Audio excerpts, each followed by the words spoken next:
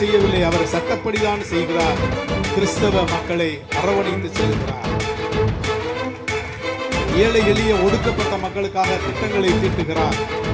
இன்று நாம் அரசியல் சூழ்நிலையிலே இருக்கிறோம். இன்னும் 3-4 மாதங்களுக்குள்ளாக நம்முடைய அரசியல் நிலைப்பாடை எடுக்க வேண்டிய கட்டாயத்தில் இருக்கிறோம். யார் யாரோ வருவாங்க, நானும் கிறிஸ்தவன் சொல்லுவாங்க.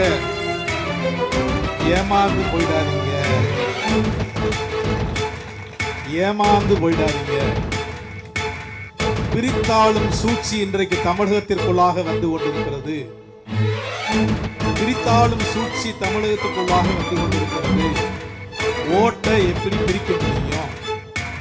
சிறுபான்மையினருக்கு ஆதரவாக இருக்கக்கூடிய கட்சிகளினுடைய ஓட்டை எப்படி பிரிக்க முடியும்?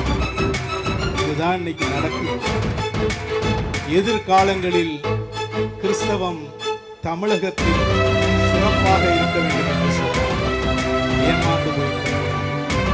5 ஆண்டு காலத்திற்கான தேர்தல் அல்ல, நம்முடைய வாழ்வுரிமைக்கான தேர்தல்.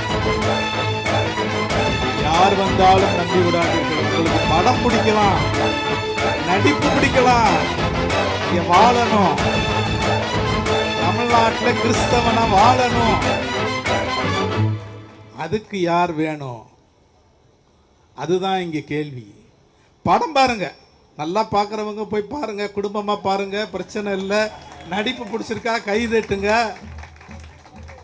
அதை விட்டுவிட்டு ஓட்டு போட வேண்டும் என்று தயவு செய்து எண்ணி விடாதீர்கள் என்று சொல்லி இந்த வாய்ப்பை கொடுத்த பேராயர் ஐயா அவர்களுக்கு என்னுடைய